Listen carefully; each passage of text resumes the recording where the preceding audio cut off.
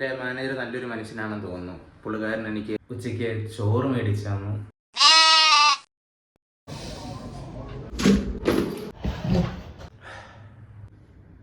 ഇന്നത്തെ ദിവസം പൊന്നു മോനെ, എന്നതാ സംഭവിച്ചെന്നൊരു പിടിയുമില്ല. അത് ഏത് റൂട്ടിൽ കൂടെ ഞാൻ പോയത്? പറക്കുമായിരുന്നു, ഒരു പിടിയുമില്ല. ഈ വീട് എങ്ങനെയാണെന്തോ എത്തിയത്. നാളെ എന്തായാലും വണ്ടി പോണില്ല, മെട്രോയിൽ പോകുമെന്ന് വിചാരിക്കുമായിരുന്നു. കാരണം അവിടെ ഭയങ്കര പണിയാണ്. അത് അവിടെ നിന്ന് എങ്ങാനും തിരിച്ചു വരണമെങ്കിൽ ഞാൻ 1.5 മണിക്കൂർ എടുത്തു 15 കിലോമീറ്റർ വരാനായിട്ട്. എന്തുവാണ് ഇത്, ചന്ദ്രനാണോ? പക്ഷേ ഇന്ന് ഓഫീസിലെ ഫസ്റ്റ് ഡേ ആയിരുന്നു.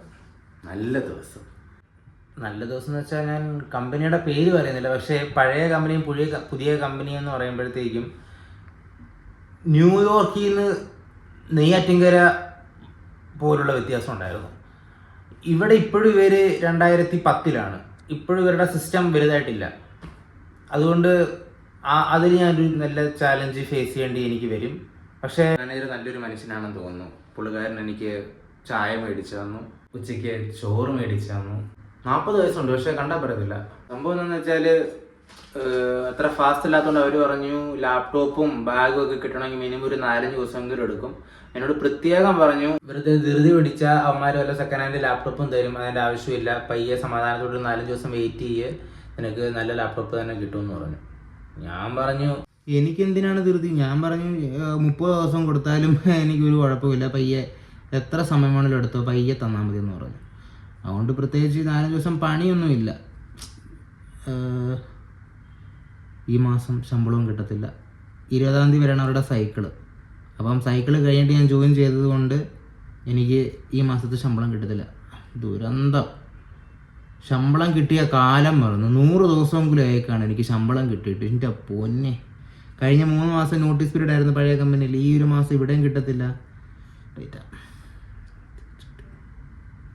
സംസാരിച്ച സമയം പോയത് അറിഞ്ഞില്ല. രാത്രി 10 മണിയായി.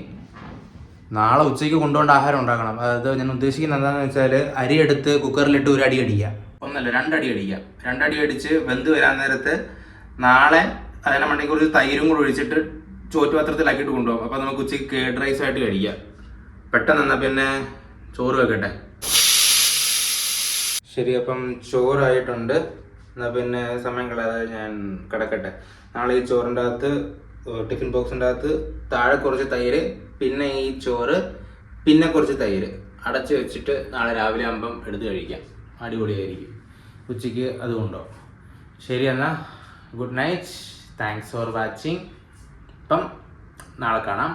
ബൈ. ഒരു കാര്യം കൂടെ പറയാനുണ്ടായിരുന്നു. ഞാൻ നോക്കുമായിരുന്നു, ഇപ്പം ഞാൻ ഇന്നലെ വരെ 10 വ്ളോഗ് ഇട്ടു. നിങ്ങളിത് കാണുമ്പോൾ ഇതെൻ്റെ 11ാമത്തെ വ്ളോഗാണ്.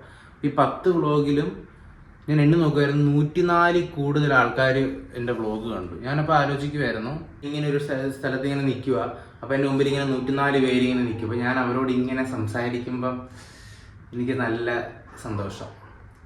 അപ്പം നിങ്ങൾ സ്കിപ്പ് അടിച്ചോ എന്നറിയത്തില്ല, സ്കിപ്പ് അടിച്ച് കാണും, സ്വാഭാവികം.